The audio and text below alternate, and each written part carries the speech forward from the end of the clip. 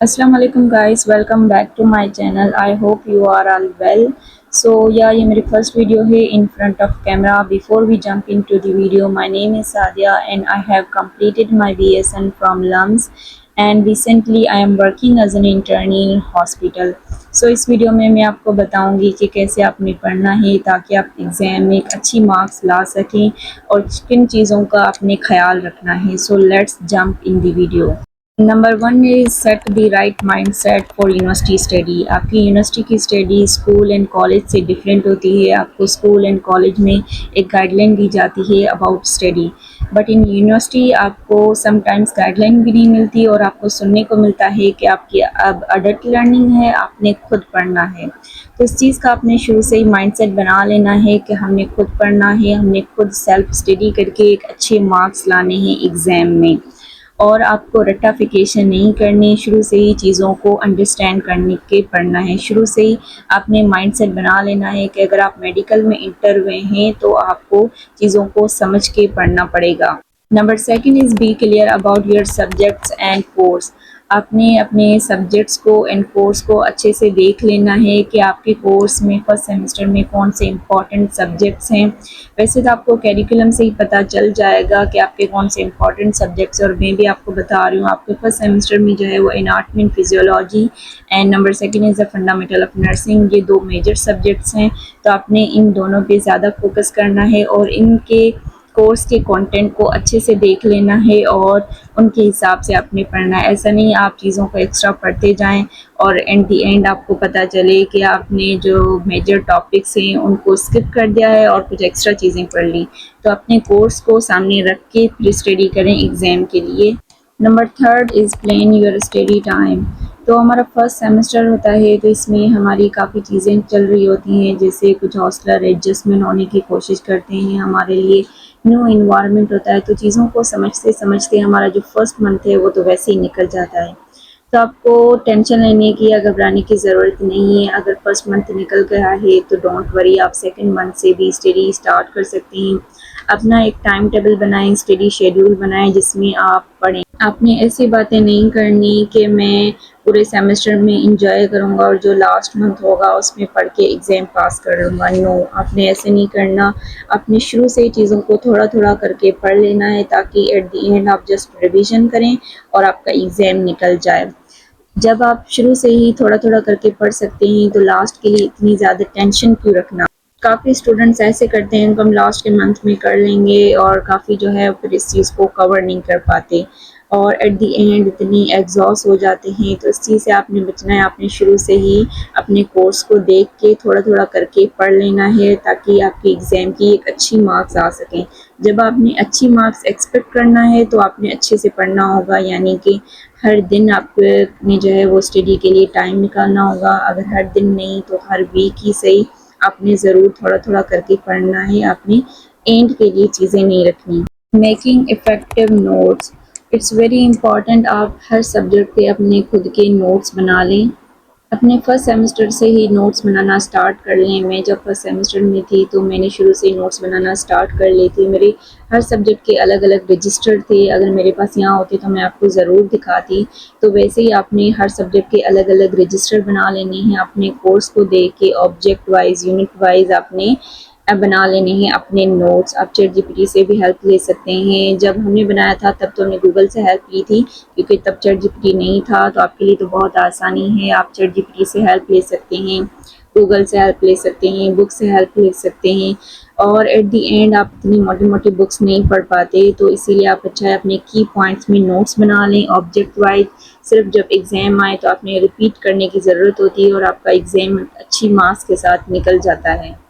And other one is a revision. Revision is a most important. अगर आपके पास time है तो आप क्या करें, एक एक यूनिट जब आप कंप्लीट कर लें तो उसको रिवाइज़ करना स्टार्ट कर दें. अगर आप मानते हैं कि आपके पास टाइम नहीं है तो आप वीक में एक अपना संडे रखें जिस पे आप रिवीजन करें कोर्स की. तो रिवीजन से हमारे काफ़ी कॉन्सेप्ट्स क्लियर होते हैं. तो आपने नोट्स बनाने हैं और नोट्स को आपने हर वीकली उन नोट्स को रिवाइज़ करना है ताकि जब एग्ज़ाम का टाइम है आए तो आप फटाफट से चीज़ें आपको याद हो जाएँ. Other one tip is balancing everything. अपनी स्टडी के साथ साथ अपनी सेहत का भी ख्याल रखना है, अपनी दोस्ती को भी टाइम देना है। शुरू में हमें ये फ़ील होता है कि हमें बहुत बर्डन आ गया है, काफ़ी स्टूडेंट्स थोड़ा देर से जॉइनिंग देते हैं तो बोलते हैं बहुत सारा कोर्स निकल गया है। आपका बर्डन तब होता है जब आपकी चीज़ें रह जाती हैं या तो फिर आप कोई चीज़ बाद के लिए रख देते हैं। तो शुरू से ही आप पढ़ना स्टार्ट कर लें तो एट द एंड आपको बर्डन फ़ील नहीं होगा। और अपनी दोस्ती को भी टाइम देना है इन चीज़ों के दरमियान में, और इसके अलावा अपनी सेहत का भी ख्याल रखना है। तो हर एक चीज़ को बैलेंस करके चलना है, और बैलेंस तब हो सकता है जब आपके साथ एक प्रॉपर टाइम टेबल हो। Other one point is attend class regularly. आपने रेगुलरली क्लासेस को अटेंड करना है, कोई भी क्लास स्किप नहीं करनी। और आपके जो लेक्चर्स होते हैं वो इम्पॉर्टेंट होते हैं, इसमें काफ़ी जो है वो टीचर्स बता देते हैं कि एग्ज़ाम के हवाले से आपके ये टॉपिक्स इम्पॉर्टेंट है, आप इनको पढ़ लें। तो सेल्फ़ स्टडी से जब आपको कुछ चीज़ें ऐसा होता है शुरू में समझ नहीं आती तो आप अपने टीचर से भी जो है वो हेल्प ले सकते हैं। अपनी क्लास रेगुलरली अटेंड करें और उन क्लासेस में पार्टिसिपेट करने, यानी कि शाय नहीं होना। अगर आपको कुछ समझ नहीं आ रहा तो आप टीचर से पूछें उनसे और अपने कॉन्सेप्ट्स को क्लियर करें। And other one is a group study smartly. Smartly का मतलब है ग्रुप स्टडी करना है, पर शुरू में ही आपने अपने दोस्तों पे रिलाई नहीं हो जाना कि हमने आपस में नोट शेयरिंग करेंगे, एक टॉपिक के तुम बना लो तो एक टॉपिक के मैं बना लूँगी। अपने हमेशा अलहदा स्क्रिप्टली टॉपिक बनाने हैं, मतलब कि आप अपने नोट्स खुद बनाएं और आपको दोस्त अपने नोट्स खुद बनाएं। पर आप जब स्टडी करें तो भले आप ग्रुप स्टडी साथ में कर लें। तो यानी कि स्टडी करनी है ग्रुपली, पर जो है वो स्मार्टली थोड़ा सा करनी है। ऐसा नहीं आप सब चीज़ें ही अपनी शेयर कर दें। सम माई टिप इज़ शुरू से ही नोट्स बना लें, अपना हर एक यूनिट उठाएं उसके नोट्स बनाएं। हमारा तो पहले थ्योरी होता था तो हमें ऑब्जेक्ट वाइज जो है वो नोट्स बनाने पड़ते थे, और अभी भी आप जब ऑब्जेक्ट वाइज बनाएंगे तो आपकी चीज़ें सारी क्लियर हो जाएंगी, तो आपके लिए बीसीक्यूज़ करना आसान हो जाएगा। तो अपने एक एक टॉपिक को उठाएं या एक यूनिट को उठाएं, उसको सर्च आउट करें, सेल्फ स्टडी करें, उसको समझें, और जो है वो गूगल की स्लाइड से, अपनी टीचर्स की स्लाइड से हेल्प लें और उनके छोटे छोटे की पॉइंट्स में नोट्स बना लें। सब चीज़ें अपने टाइम पे करें, असाइनमेंट्स, आपकी प्रेजेंटेशन, आपकी self study, everything to do on a time. जिस दिन जो टीचर आपको समझाए, जिस टॉपिक पे आपका लेक्चर हो, उसी दिन आपने उस टॉपिक्स को क्लियर कर देना है। मैं ऐसे ही करती थी, जब मैं क्लासेस लेके आती थी तो शाम में जो है मैं उन्हीं टॉपिक्स को पढ़ लेती थी जो कि टीचर्स ने पढ़ाए हुए होते थे क्लास में। आपको बताऊंगी माय बिगेस्ट मिस्टेक जो कि मैंने फर्स्ट सेमेस्टर में करी, और आपने वो मिस्टेक रिपीट नहीं करनी। मैंने पूरा सिलेबस पढ़ा, सारी चीज़ें पढ़ी, पर मैंने एक मिस्टेक करी, वो ये थी कि मैंने पास्ट पेपर्स को देखा ही नहीं। तो आपके लिए ये लास्ट टिप है जो कि गोल्डन है। आपने स्टडी के साथ साथ आपके जो पास्ट पेपर हैं वो भी देखने हैं। जिस यूनिवर्सिटी से आप लिंक करते हैं, अगर लम्स से करते हैं तो लम्स के, पम्प से करते हैं तो पम्प्स के, यानी कि जो भी यूनिवर्सिटी आपके एग्ज़ाम बनाती है तो उनके आपने अच्छे से पास्ट पेपर देख लेने हैं कि बीसीक्यूज़ कैसे आते हैं। पहले तो हमारी थ्योरी भी होती थी, बीसीक्यूज़ भी होते थे, तो मैंने जस्ट थ्योरी पे फोकस करा था, बीसीक्यूज़ को मैंने देखा तक नहीं था। तो जिसकी वजह से मेरी फर्स्ट सेमेस्टर की मार्क्स सीजीपीए जो थी वो थोड़ा सा कम आई थी, बाद में तो मेंटेन हो गई, पर फर्स्ट सेमेस्टर में मैंने ये मिस्टेक कर दी थी। तो आपने उन चीज़ों को नहीं, अपने कोर्स को पढ़ना है, उनके साथ साथ आपने पास पेपर पे भी फोकस करना है कि कैसे बीसीक्यूज आते हैं, कैसे सवाल आते हैं, कौन से टॉपिक्स के सवाल आते हैं। So this is the video. इन सारी चीज़ों का आपने ख्याल रखना है तो इंशाल्लाह आपकी एग्ज़ाम में अच्छी मार्क्स आएंगी। I hope you enjoy the video, और फाइंड हेल्पफुल तो अपने दोस्तों के साथ भी शेयर कीजिएगा ताकि उन्हें भी फ़ायदा हो। For more video subscribe my channel and also like. और यूट्यूब का कमेंट सेक्शन मैंने आप लोगों के लिए खोला है, जो भी चीज़ें पूछनी है आप यहाँ पर यूट्यूब पे पूछें, मैं रिप्लाई करूँगी।